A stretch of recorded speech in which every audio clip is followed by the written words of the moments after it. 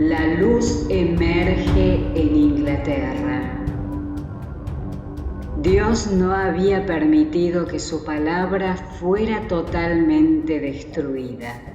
En diferentes países de Europa hubo personas que fueron movidas por el Espíritu de Dios a buscar la verdad como si trataran de encontrar tesoros escondidos. Guiados providencialmente a las Sagradas Escrituras, estuvieron dispuestos a aceptar la luz a cualquier costo. Aunque no veían todas las cosas claramente, pudieron percibir muchas de las verdades por largo tiempo sepultadas. Había llegado el tiempo en que las Escrituras le fueron dadas a la gente en su idioma nativo. El mundo había pasado su medianoche. En muchos países aparecían señales del amanecer que se aproximaba. En el siglo XIV se levantó en Inglaterra el lucero de la Reforma. Juan Wycliffe se destacaba en la universidad por su ferviente piedad, así como por su sana erudición. Educado en la filosofía escolástica, en los cánones de la Iglesia y en la ley civil, estaba preparado para empeñarse en la gran lucha en favor de la libertad civil y religiosa. Había adquirido la disciplina intelectual de las escuelas y entendía las tácticas de los hombres instruidos. El carácter extenso y completo de su conocimiento le hizo ganarse el respeto tanto de amigos como de enemigos. Sus adversarios se veían en la imposibilidad de burlarse de la causa de la Reforma, porque no podían encontrar ignorancia o debilidad en quien la sostenía. Mientras Wycliffe todavía estaba en la universidad, inició el estudio de las Escrituras. Hasta entonces había sentido una gran necesidad que ni sus estudios escolásticos ni la enseñanza de la Iglesia pudieron satisfacer. En la palabra de Dios encontró aquello que en vano había buscado en otros conocimientos. Allí vio a Cristo presentado como el único intercesor en favor del ser humano y se propuso proclamar las verdades que había descubierto. Al principio, Wycliffe no se levantó en oposición a Roma, pero cuanto más claramente comprendía los errores del papado, más fervorosamente presentaba las enseñanzas de la Biblia. Vio que Roma había abandonado la palabra de Dios para reemplazarla por la tradición humana. Valientemente acusó a los sacerdotes de haber ocultado las Escrituras y exigió que la Biblia le fuera restaurada al pueblo y que su autoridad fuera restablecida en la Iglesia. Era un predicador capaz y elocuente, y su vida diaria era una demostración de las verdades que predicaba. Su conocimiento de las Escrituras, la pureza de su vida y su valor e integridad ganaron la estima general.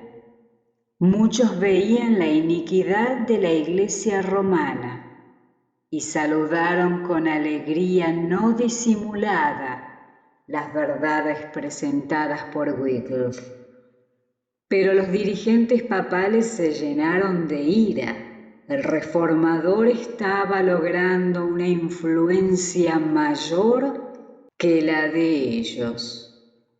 Wycliffe se daba cuenta fácilmente del error y con valor atacó los abusos aprobados por Roma. Cuando era capellán del rey, asumió una posición valiente en contra del pago del tributo reclamado por el Papa al monarca inglés. La pretensión del Papa de que tenía autoridad sobre los gobernantes seculares era contraria tanto a la razón como a la revelación. La demanda del Papa había levantado indignación y las enseñanzas de Wycliffe ejercían su influencia sobre los pensadores más destacados de la nación. El rey y los nobles se unieron para rehusar el pago de este tributo. Los frailes mendicantes pululaban en Inglaterra y atentaban contra la grandeza y la prosperidad de la nación. La vida de los monjes, ociosa y dependiente de las limosnas, no era solamente una pérdida para los recursos del pueblo, sino también hacía que el trabajo útil se mirara con desprecio. Por el ejemplo de ellos, los jóvenes se desmoralizaban y corrompían. Muchos eran inducidos a dedicarse a la vida monástica, no solo sin el consentimiento de sus padres, sino aún sin su conocimiento y hasta en contra de sus órdenes. Debido a esta monstruosa inhumanidad, como Lutero la denominó más tarde, y participando más del espíritu del lobo y del tirano que del espíritu de un cristiano y de un ser humano, el corazón de los hijos se endurecía contra sus padres. Aún los estudiantes de las universidades eran engañados por los monjes y seducidos para unirse a sus órdenes. Y una vez apresados en la trampa, les resultaba imposible obtener la libertad.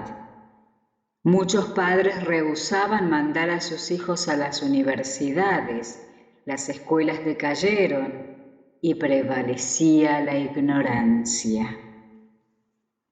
El Papa les había concedido a estos monjes la facultad de escuchar confesiones y otorgar perdón, lo cual era una fuente de muchos males. Enfrascados en aumentar sus ganancias, los frailes estaban tan listos a conceder la absolución que los criminales recurrían a ellos, y los peores vicios aumentaban rápidamente. Los donativos que podrían haber aliviado tanto a los enfermos como a los pobres se entregaban a los monjes. La riqueza de los frailes aumentaba constantemente y sus magníficos edificios y mesas bien servidas hacían más evidente la pobreza creciente de la nación.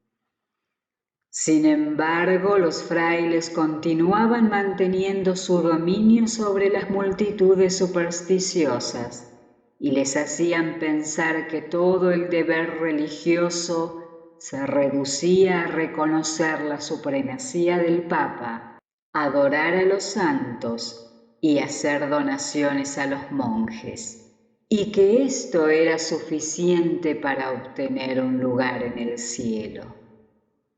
Wycliffe, con claro discernimiento, atacó las raíces de esta maldad, declarando que el sistema mismo estaba mal y debía ser abolido. Se estaban despertando la discusión y la investigación. Muchos se preguntaban si no debían pedir perdón a Dios en vez de al pontífice de Roma. Los monjes y los sacerdotes de Roma, decían ellos, nos están carcomiendo como un cáncer. Dios debe librarnos o el pueblo perecerá. Los monjes mendicantes decían estar siguiendo el ejemplo del Salvador y declaraban que Jesús y sus discípulos habían sido sostenidos por la caridad del pueblo. Esta pretensión inducía a muchos a ir a la Biblia para descubrir la verdad por sí mismos. Wycliffe comenzó a escribir y a publicar folletos contra los frailes para llamar la atención del pueblo a las enseñanzas de la Biblia y a su autor. Él no podría haber elegido una forma más eficaz de derribar esa estructura gigantesca que el Papa había levantado y en la que muchos estaban cautivos. Wycliffe, llamado a defender los derechos de la corona inglesa contra los abusos de Roma, fue nombrado embajador real de los Países Bajos. Aquí se puso en contacto con eclesiásticos de Francia, Italia y España, y tuvo oportunidad de observar las escenas que le estaban ocultas en Inglaterra. En estos representantes de la corte papal entendió plenamente el verdadero carácter de la jerarquía. Regresó a Inglaterra para repetir sus anteriores enseñanzas con mayor fervor, declarando que el orgullo y el engaño eran los dioses de Roma. Después de que Wycliffe regresara a Inglaterra, el rey lo nombró rector de Lutterworth. Esta era la confirmación de que al monarca no le desagradaba su manera directa de hablar. La influencia de Wycliffe empezó a amoldar la creencia de la nación. Pronto el papado lanzó sus truenos contra él.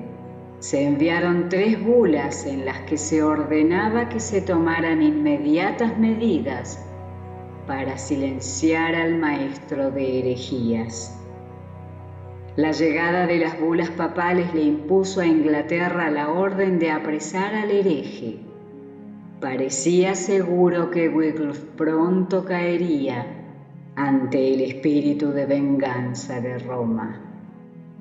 Pero aquel que había dicho antaño, «No temas, yo soy tu escudo», extendió su brazo para proteger a su siervo. La muerte sobrevino no al reformador, sino al pontífice que había decretado su destrucción. La muerte de Gregorio XI fue seguida por la elección de 2 papas rivales. Cada uno de ellos exigía a los fieles que hiciera guerra contra el otro y reforzaba sus demandas con terribles anatemas en contra de sus adversarios y promesas de recompensa en los cielos para sus partidarios.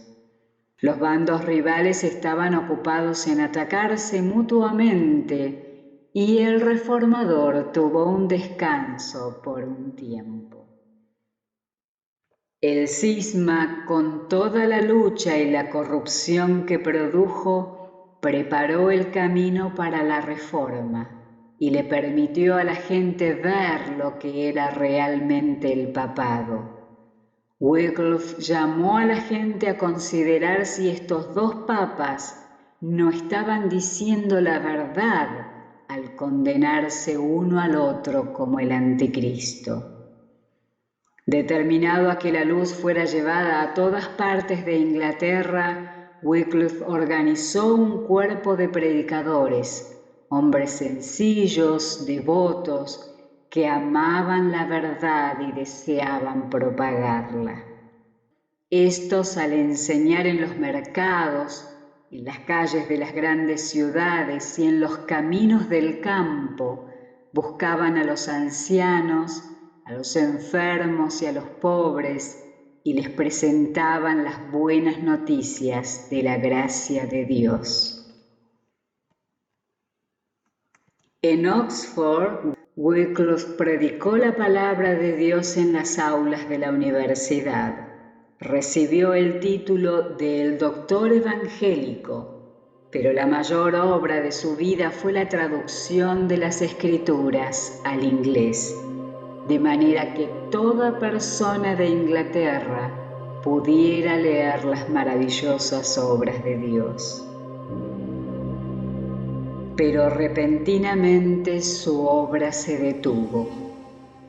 Aunque no tenía todavía 60 años de edad, el trabajo arduo e incesante, el estudio y los ataques de los enemigos lo habían debilitado y envejecido prematuramente. Fue atacado por una enfermedad peligrosa. Los frailes pensaban que se arrepentía del mal que había hecho a la iglesia y rápidamente fueron a su casa, listos para escuchar su confesión. «Tienes la muerte en tus labios», le dijeron. «Arrepiéntete de tus faltas y retráctate en nuestra presencia de todo lo que has dicho contra nosotros». El reformador escuchó en silencio. Entonces le pidió a su criado que lo ayudara a incorporarse en su cama. Observando fijamente a los frailes, dijo con voz firme y fuerte, voz que a menudo los había hecho temblar: «No voy a morir, sino que viviré y volveré a denunciar las maquinaciones de los frailes». Sorprendidos y desconcertados, los monjes se apresuraron a salir de la habitación. Wycliffe vivió para colocar en manos de sus conciudadanos el arma más poderosa que existía contra Roma, la Biblia, el agente señalado por el cielo para liberar, iluminar y evangelizar al pueblo. Él sabía que tenía solo unos pocos años para trabajar. Vio la oposición a la que debía hacer frente, pero animado por las promesas de la palabra de Dios, avanzó. Con el pleno vigor de sus facultades intelectuales, con una experiencia rica, había sido preparado por las providencias de Dios para esta, la mayor de sus obras. En la rectoría de Lutterworth, sin prestar atención a la tormenta que rugía afuera, se dedicó a su tarea predilecta. Por fin la obra fue completada, la primera traducción de la Biblia al inglés. El reformador había colocado en las manos del pueblo inglés una luz que nunca se apagaría. Había hecho más para quebrantar las cadenas de la ignorancia y para liberar y elevar a su país que lo que jamás se había hecho por victorias logradas sobre el campo de batalla. Únicamente por medio de un trabajo arduo y difícil se podían hacer copias de la Biblia. Tan grande era el interés por obtener el libro que los copistas apenas si podían satisfacer la demanda. Compradores adinerados querían tener la Biblia entera. Otros compraban solo una porción. En muchos casos, varias familias se unían para comprar un ejemplar. La Biblia de Wycliffe no tardó en llegar a los hogares de la gente. Wycliffe ahora enseñaba las doctrinas distintivas del protestantismo, la salvación por la fe en Cristo y la infalibilidad únicamente de las Escrituras. La nueva fe fue aceptada casi por la mitad del pueblo de Inglaterra. La aparición de las Escrituras produjo consternación en las autoridades de la Iglesia. No había en ese tiempo ninguna ley en Inglaterra que prohibiera la Biblia, porque nunca antes había sido publicada en el idioma del pueblo. Esas leyes se sancionaron más tarde y se pusieron en vigencia con todo rigor. De nuevo los dirigentes papales se complotaron para silenciar la voz del reformador. Primero, un sínodo de obispos declaró que sus escritos eran heréticos. Luego, al lograr que el joven rey Ricardo II se pusiera de su parte, pronto obtuvieron un decreto real que condenaba al encarcelamiento a todos los que sostuvieran las doctrinas prohibidas. Wycliffe apeló del sínodo al Parlamento. Valientemente acusó a la jerarquía eclesiástica ante la autoridad nacional y exigió la reforma de los enormes abusos promovidos por la Iglesia. Sus enemigos quedaron confundidos. Se esperaba que el reformador, ya anciano, solo y sin amigos, se inclinara ante la autoridad de la corona. En lugar de ello, el Parlamento, impulsado por la notable apelación de Wycliffe, rechazó el edicto de persecución y el reformador se halló de nuevo en libertad. Pero una vez más fue llevado a juicio, y en este caso ante el Tribunal Eclesiástico Supremo del Reino. Allí finalmente la obra del reformador tendría que detenerse, pensaban los papistas. Si lograban su propósito, Wycliffe saldría de este lugar solo para ir a la hoguera. Pero Wycliffe no se retractó. Valientemente mantuvo sus enseñanzas y repelió las acusaciones de sus perseguidores.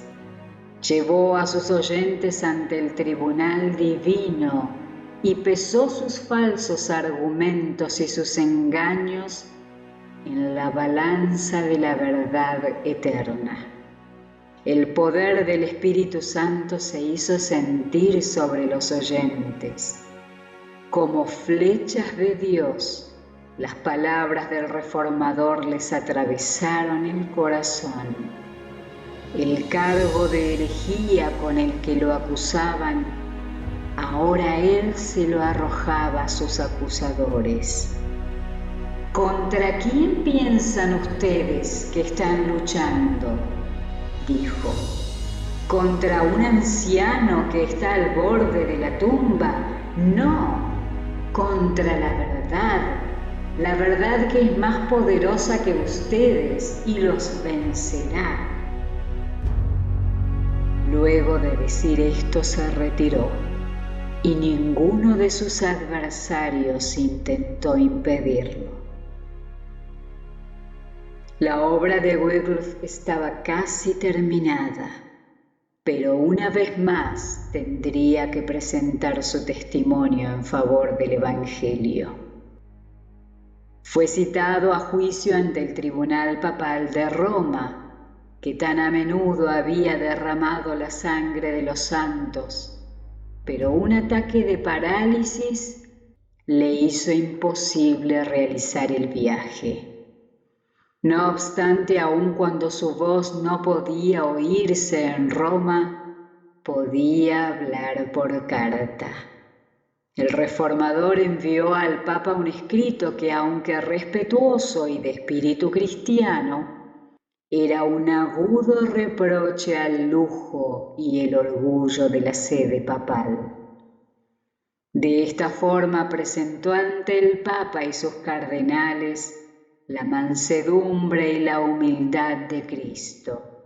Exhibió no solamente ante ellos, sino ante toda la cristiandad, el contraste entre ellos y el Maestro, cuyos representantes pretendían ser. Wycliffe tenía la plena convicción de que su fidelidad le costaría la vida. El rey, el papa y los obispos estaban unidos para causarle la ruina, y parecía seguro que en solo unos meses iría a la hoguera. pero su valentía estaba intacta.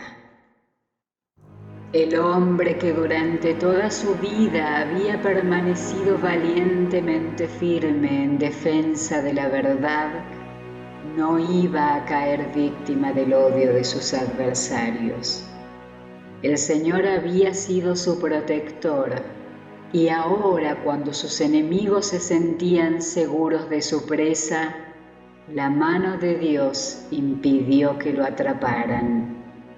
En su iglesia de Lutterworth, cuando estaba por impartir la comunión, cayó herido por un ataque de parálisis y después de un corto tiempo falleció. Dios había puesto la palabra de verdad en la boca de Wycliffe.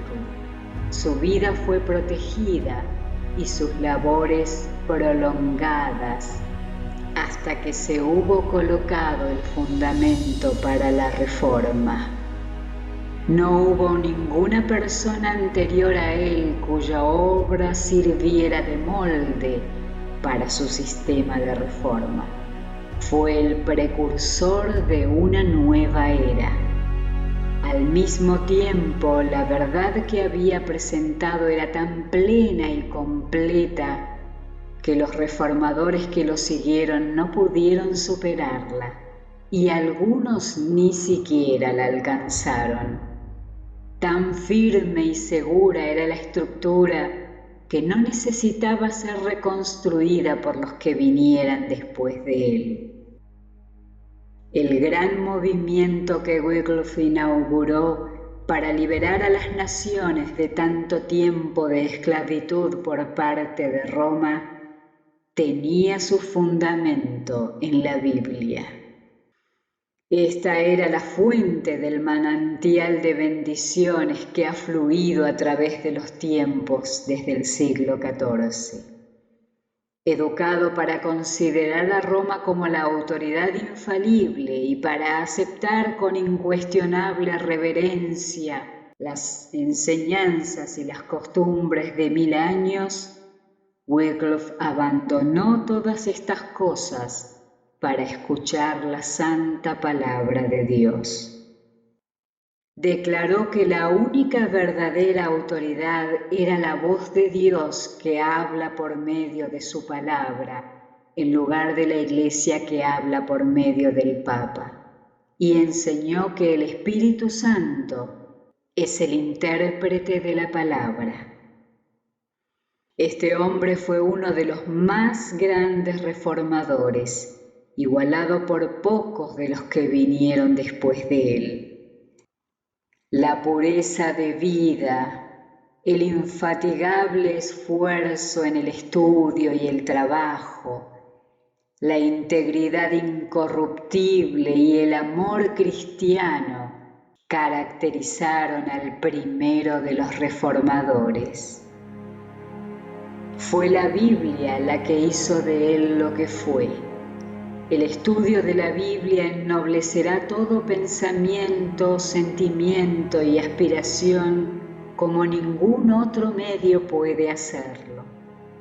Da estabilidad de propósitos, valor y fortaleza.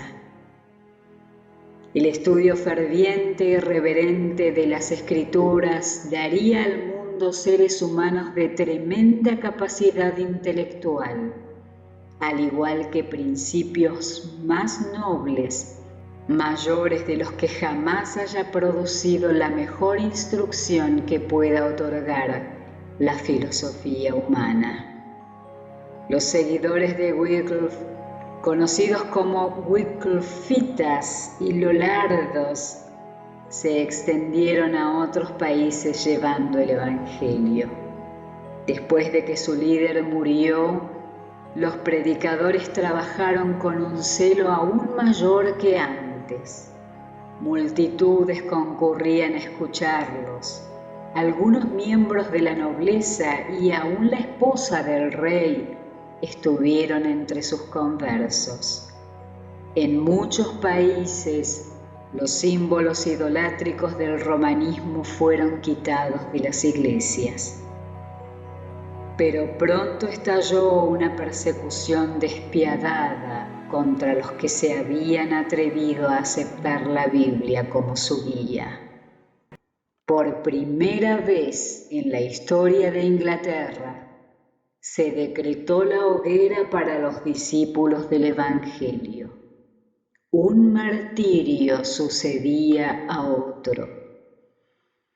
Perseguidos por ser adversarios de la Iglesia y traidores de la fe, los defensores de la verdad continuaron predicando en lugares secretos, mientras hallaban refugio en los hogares humildes de los pobres, y a menudo se escondían en cuevas y cavernas. Por siglos continuó manifestándose una protesta tranquila y paciente contra la corrupción de la fe religiosa. Los cristianos de esos tiempos antiguos habían aprendido a amar la palabra de Dios y sufrieron pacientemente por su causa. Muchos sacrificaron sus posesiones mundanas por Jesús. Aquellos a quienes se les permitía habitar en sus hogares alegremente alojaban a sus hermanos desterrados, y cuando ellos también eran desalojados, aceptaban con alegría el destino de los perseguidos. No fue pequeño el número de los que dieron un valiente testimonio de la verdad en los calabozos y en medio de las torturas y las llamas, regocijándose en ser contados por dignos de participar en sus sufrimientos. El odio de los partidarios del papado no pudo quedar satisfecho mientras el cuerpo de Wycliffe descansara en la tumba. Más de 40 años después de su muerte, sus huesos fueron exhumados y quemados públicamente, y las cenizas fueron arrojadas a un arroyo vecino.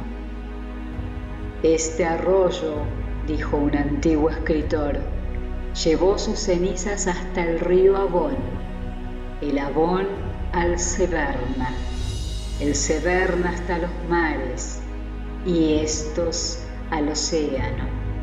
Y de este modo las cenizas de Wycliffe son un emblema de su doctrina que ahora está dispersa por el mundo entero. Por medio de los escritos de Wycliffe, Juan Huss de Bohemia fue inducido a rechazar muchos de los errores del romanismo.